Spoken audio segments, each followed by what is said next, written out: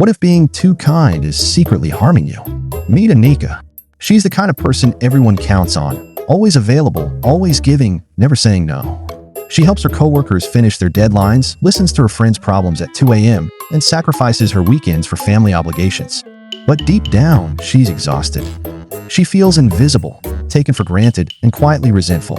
Her kindness, once her strength, has become a burden. Anika isn't alone.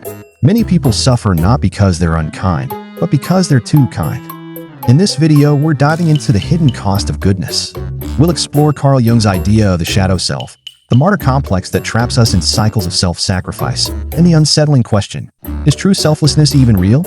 This isn't about abandoning kindness. It's about finally understanding it.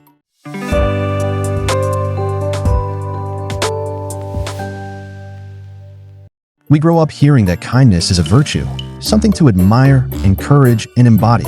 From children's books to moral education, we're taught that good people are generous, forgiving, and selfless.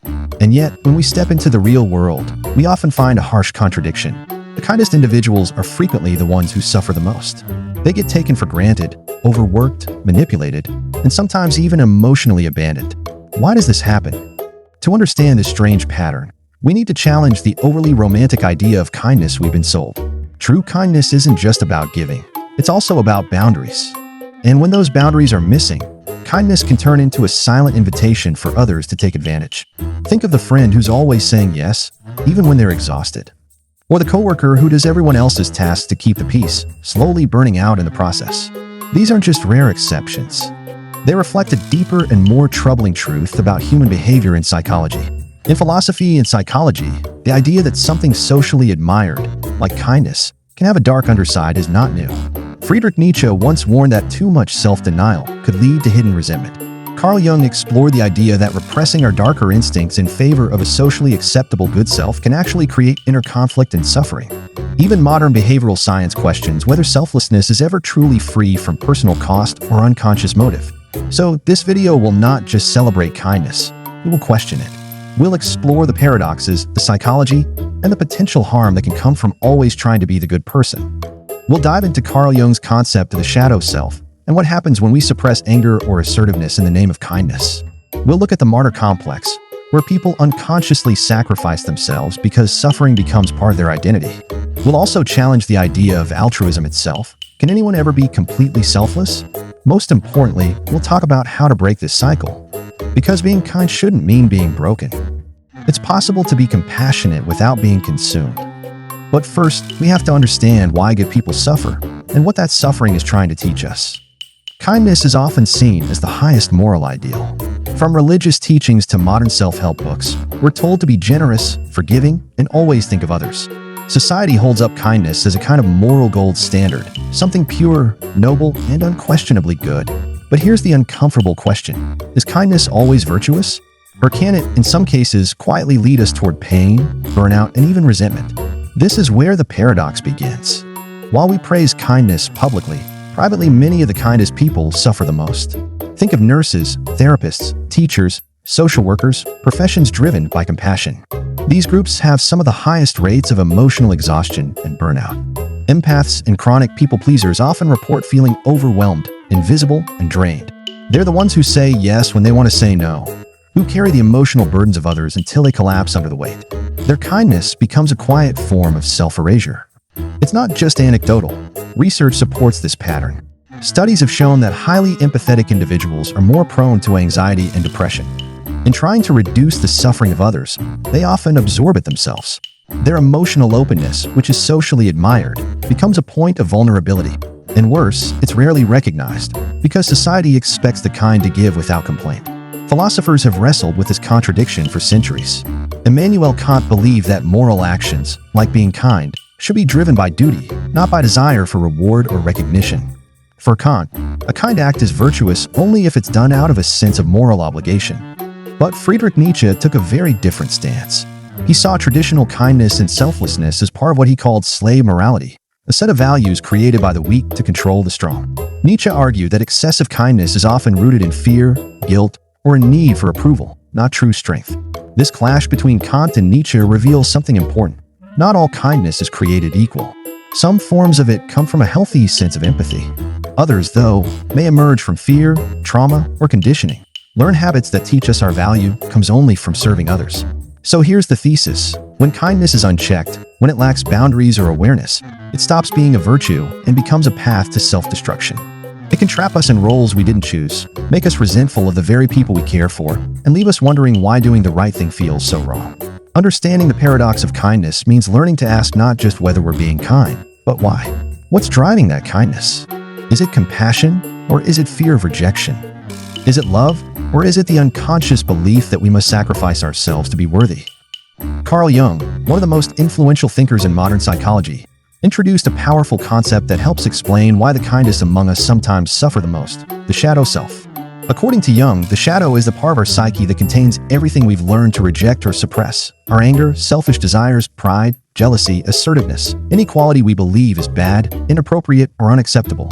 From a young age, we're taught to identify with our good traits: being polite, generous, obedient. But what happens to the rest of us? The parts that feel rage, frustration, selfishness, or the need to set boundaries. Those parts don't disappear. They get buried in the unconscious, forming what Jung called the shadow. The problem is, the shadow doesn't stay buried forever. It seeps out, often in unhealthy and destructive ways. Kindness, when used as a mask to deny the shadow, becomes a form of self-deception. Good people often repress their anger in order to appear agreeable. They avoid confrontation to maintain peace. They put everyone else first to uphold their self-image as loving and selfless. But underneath this surface lies a growing sense of bitterness. This leads to resentment. They smile on the outside, but inside they feel unseen and unappreciated. They give, but they start to feel used. The more they ignore their needs, the more the shadow pushes back.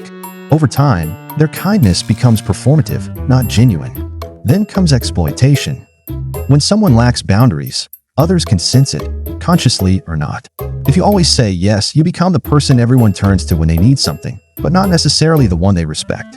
The inability to say no becomes a magnet for users, manipulators, and energy drainers. Eventually, this suppression builds to emotional outbursts. The shadow demands to be seen. It might erupt as passive-aggressive behavior, sudden anger, or even breakdowns. It's not uncommon for overly kind people to suddenly lash out, not because they've changed, but because the parts of themselves they've long ignored finally rise to the surface. Take the example of Raj, a man everyone describes as the nicest guy. He agrees to every favor, never complains, and avoids conflict at all costs. But deep down, Raj feels like he's carrying everyone else's burdens while no one really cares about his. He doesn't express anger, but it shows up in sarcasm, irritability, and silent withdrawal.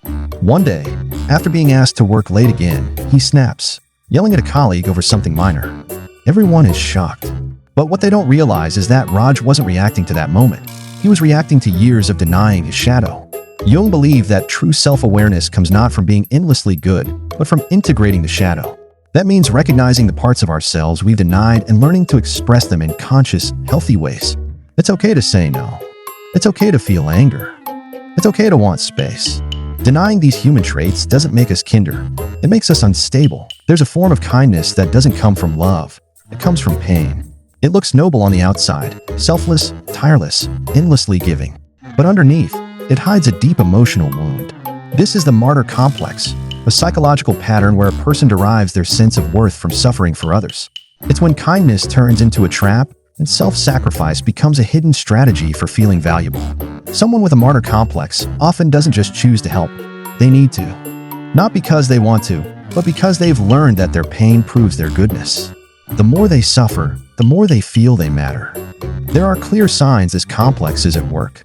First, there's guilt when prioritizing oneself. A person with a martyr mindset finds it difficult to rest, say no, or take care of their own needs without feeling selfish. Relaxation brings anxiety. Setting boundaries feels like betrayal. They're so used to giving that receiving feels wrong. Second, there's a hidden pride in being the only one who cares, or the only one who does the work. While it seems humble, it masks a deeper belief: I am the responsible one. If I don't do it, no one will. This becomes a core part of their identity, and a burden they secretly resent. Third, they operate on covert contracts. These are unspoken agreements where they expect something in return for their selflessness: recognition, appreciation, loyalty. But they don't voice these needs. Instead, when others don't meet the unspoken expectations, they feel hurt, betrayed, or angry. After everything I've done for you, they'll say, not out loud, but in silence in their hearts. Psychologically, the martyr complex often stems from low self-esteem and unresolved trauma. Many who fall into this pattern were once the good kid in their family, the one who kept the peace, helped the parents, or made themselves small to avoid conflict. They learned early that love was conditional, and their way to earn it was by being useful, quiet, or endlessly giving. Over time, suffering became tied to self-worth. The more they gave up, the more lovable they believed they became. Let's consider a case study. Imagine Mira, a mother who gave everything to raise her children. She put her career on hold, neglected her health, her passions, even her friendships, all for her kids. Everyone praises her as a devoted mother. But now, as her children grow older and build lives of their own, Mira feels empty, bitter, and quietly angry. She wouldn't admit it out loud, but deep down, she wonders, was all of this worth it? Don't they see what I gave up for them? The truth is, Mira wasn't just giving, she was investing in an emotional return. But because that return wasn't guaranteed, she now feels abandoned. Her kindness became a silent transaction, one she was never paid back for. The martyr complex turns love into a currency of pain. It teaches us that we only matter when we're suffering. But true kindness doesn't need a stage. It doesn't demand applause. It flows from strength, not sacrifice. We often hold up selflessness as the highest form of morality. But is true selflessness even possible? Or is every act of kindness at some level self-serving? This is one of philosophy's most enduring debates. Some thinkers argue that every good deed is motivated by an internal reward. The warm feeling we get when we help, the relief of easing guilt, the satisfaction of being seen as a good person. Even when we make sacrifices, there's often a hidden payoff, emotional, social, or even spiritual. Ayn Rand, the controversial philosopher and champion of individualism, argued that altruism is not only an illusion, it's dangerous. In her view, sacrificing oneself for others leads to a denial of one's own needs and identity. She believed that rational self-interest, helping others when it aligns with our values and doesn't destroy our well-being, is a healthier and more honest approach. In contrast, Buddhist philosophy sees compassion not as self-denial but as an extension of wisdom. In Buddhism, reducing others' suffering is inseparable from reducing one's own. The concept of karu, compassion, emphasizes that self and other are deeply interconnected. In this view, helping others is not selfless in the traditional sense. It's a recognition that your well-being and mine are intertwined. Modern psychology adds nuance to this debate. Research has uncovered the phenomenon of pathological altruism, when the impulse to help actually causes harm. For instance, a caregiver who burns out from overgiving, or someone who supports a loved one in a way that enables addiction or dependency. In such cases, kindness crosses into territory where neither party benefits. The intention is noble, but the outcome is destructive. These examples suggest that unchecked altruism, no matter how well-intentioned, can lead to unintended consequences. It may feel like the right thing in the moment, but without awareness, it can erode both the giver and the receiver. So what's the alternative? The key is balance. Healthy kindness doesn't mean giving endlessly until you're empty. It means helping from a place of strength, not guilt. It means setting boundaries, honoring your limits, and recognizing that your needs matter just as much as anyone else's. If kindness has become a source of pain, it's time to break the cycle. Being a good person should not mean being a doormat. True compassion includes yourself in its circle. So how do we practice kindness without falling into burnout, resentment, or emotional exhaustion? The first step is to embrace the shadow. As Jung taught, every human being carries traits society labels as selfish or bad, like anger, assertiveness, and the need for space. But these aren't flaws, they're survival tools. When we suppress them, we lose our balance. Healthy selfishness isn't cruelty, it's clarity. Saying I can't help right now, or I need time for myself isn't unkind, it's honest. Boundaries don't make you less compassionate, they make your compassion sustainable. Next, we must reframe martyrdom. Shift the mindset from I have to help to I choose to help.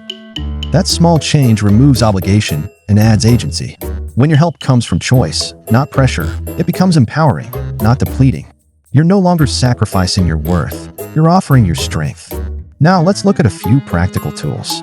Firstly, the no challenge. Start by saying no once a day to something that doesn't serve your well-being. It can be small, declining a meeting, postponing a favor, or even turning off your phone. This isn't about becoming selfish. It's about regaining control over your time and energy. Then comes self-kindness as a prerequisite. Make it a rule. If you wouldn't say it to a loved one, don't say it to yourself. Rest when you're tired. Speak gently to yourself. You can't pour from an empty cup, and no one benefits when you run on fumes. Self-care isn't a luxury. It's the foundation of any authentic generosity. Next is detach yourself from outcomes. One of the biggest traps of kindness is over-identifying with results. We think, if I help them, they'll change, or if I give enough, they'll love me. But true kindness isn't control. It's offering support without tying your worth to what others do with it. Help, but let go. You're not responsible for their journey, only your intention. Breaking the cycle doesn't mean becoming cold or distant. It means choosing a form of kindness that honors both you and others. When your giving comes from a place of wholeness, not guilt, fear, or duty, it stops being a burden and becomes a joy. Kindness is a beautiful virtue, but not when it erases you. When compassion comes at the cost of your identity, energy, or mental health, it's no longer kindness. It's quiet self-abandonment. We've been taught to be selfless, but we were never taught how to balance care for others with care for ourselves. The truth is, your needs matter just as much as anyone else's. Boundaries are not barriers to love. They're what make love sustainable. So here's a question for you. Where do you need to be kinder to yourself? Is there a part of your life where you've been giving too much, staying silent for too long, or saying yes when your heart is screaming no? Recognizing that is the first step toward reclaiming your power. If this message resonated with you, if you've ever struggled with people-pleasing, burnout, or the hidden cost of always being the good one, you're not alone. And more importantly, you're not broken. You're just waking up. For more deep dives into the psychology and philosophy behind human behavior, make sure to like this video, subscribe, and hit the bell icon so you don't miss what's next. And I'd love to hear from you. Share your story in the comments. Have you overcome people-pleasing? Are you learning to set boundaries? Let's start a conversation. Your journey might just help someone else begin theirs.